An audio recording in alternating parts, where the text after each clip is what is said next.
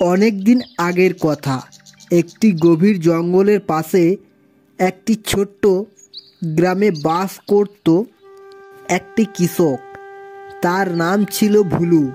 ভুলু ছিল খুবই সাধারণ ও তার বউ কবিতা ছিল ভালো মনের মানুষ। একদিন ভুলু কাজের জন্য বাইরে যায়, কিন্তু সে অনেক খোঁজাখুঁজির পরও সে কোনো রকমেই কোনো কাজ পায় না। তাই সে মন খারাপ করে বাড়ি ফিরে আসছে। তখন তার সাথে একটি রাখালের দেখা হয়, আর রাখাল বলে, ভুলু ভাই, কোথায় গিয়েছিলে? তখন ভুলু রাখালকে সব বলে। সব শুনে রাখাল তাকে একটি গাভী কেনার কথা বলে, আর বলে ওই গাভীটাকে লালন পালন করতে। তাহলে তোমাকে আর এমন ভাবে কাজের জন্য ঘুরে বেড়াতে হবে না। এই বলে সে চলে যায়। তারপর ভুলু বাজার থেকে একটি গাভী কিনে আনে। এনে বাড়িতে এসে তার বউকে বলে, কবিতা, ও কবিতা, দেখো আমি কি এনেছি। কবিতা এসে দেখে বলে, কি ব্যাপার, তুমি কাজের জন্য বাইরে গেলে, তা তুমি হঠাৎ গাভী কিনে আনলে কেন?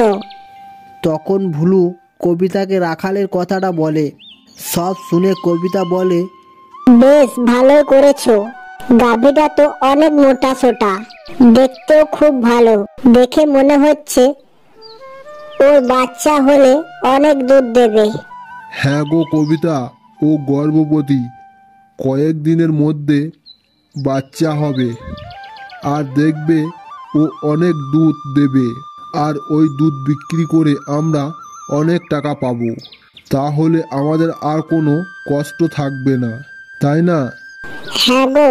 বেশ কবিতা, তুমি এখন থেকে ওর একটু যত্ন করে খাওয়া দাওয়া করাবে, না হলে বাচ্চা হওয়ার পর ভালো দুধ দেবে না, বুঝেছো? এরপর কবিতা গাভীটিকে অনেক যত্ন করে এবং খেয়াল রাখে। এইভাবে কয়েকদিন কেটে যায়। তারপর গাভীটির একটি বাচ্চা হয়। সেটা দেখে ভুলু ও কবিতা খুব খুশি হয়। আর কবিতা বলে, দেখো দেখো, বাচ্চাটি কত সুন্দর, ওর মায়ের মতো হয়েছে, তাই না? হ্যাঁ গো। এরপর তারা ওই গাভীটিকে অনেক যত্ন করে খাওয়াতে থাকে। আর গাভীর দুধ দয়ে ভুলু বাজারে বিক্রি করতে থাকে।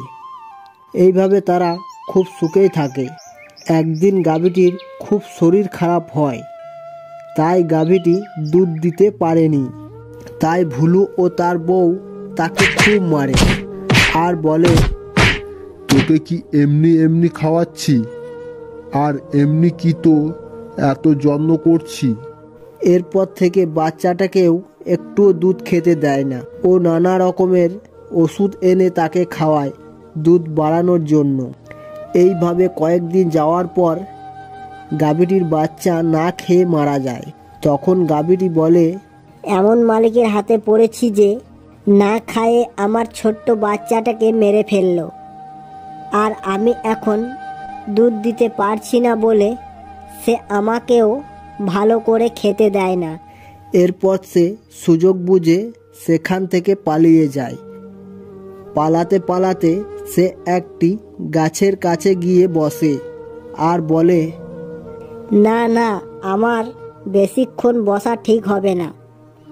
যদি ওই মালিকটি দেখতে পায় তাহলে সে আমাকে খুব মারবে। এই বলে সে সামনের দিকে চলে যায়। যেতে যেতে তার সাথে একটি ছোট্ট বাচ্চার দেখা হয়। তখন সে গাভীটিকে বলে, তুমি এমনভাবে ছুটছো কেন? কি হয়েছে তোমার? তখন গাভীটি ওই বাচ্চাটিকে সব বলে।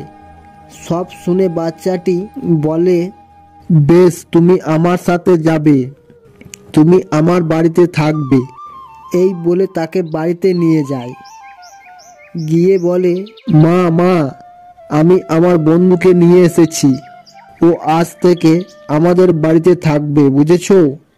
ছেলেটির মা ছিল ভীষণ ভালো। তার মা গাভী পুষতে খুব ভালোবাসে।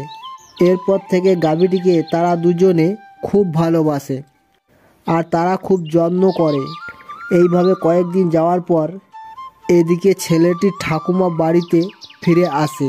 তার ঠাকুমা ছিল ভীষণ খিটখিটে ও কঞ্জুস কিপটে। সে গাভীটিকে দেখে বলে, এই গাভীটিকে কে এনেছে? ওকে এত ভালো মন্দ খাওয়ানো কি দরকার? ওর তো বাচ্চা নেই যে দুধ দিচ্ছে। ও এখন আমাদের কোনো কাজে লাগে না। সেটা শুনে ছেলেটি ও তার মা চুপচাপ থাকে। তারপর বাড়ির ভেতরে চলে যায়, কিন্তু ছেলেটি ও তার মা গাভীটিকে খুব যত্ন করে। এরপর গাভীটির একটি বাচ্চা হয়। তখন ছেলেটি সেটা দেখে খুব খুশি হয়। ছেলেটির ঠাকুমা হঠাৎ তাদের বাড়ির উঠানে একটি গাছের ডাল চাপা পড়ে যায়, আর সেটা ওই গাভীটি দেখে ওই গাছটিকে কোনো রকমে সরিয়ে তাকে বাঁচিয়ে নেয়। এরপর ছেলেটির ঠাকুমা গাভীটিকে বলে, তুই আজ আমার জীবন বাঁচালি, আর তোকে আমি কত কষ্ট দিয়েছি আর তোকে অনেক মেরেছি। তুই আমাকে ক্ষমা করে দিস। তুই এখন থেকে এখানেই থাকবি আর অনেক আদর যত্নেই থাকবি। এরপর থেকে তারা সবাই মিলে সুখে শান্তিতে থাকতে লাগলো।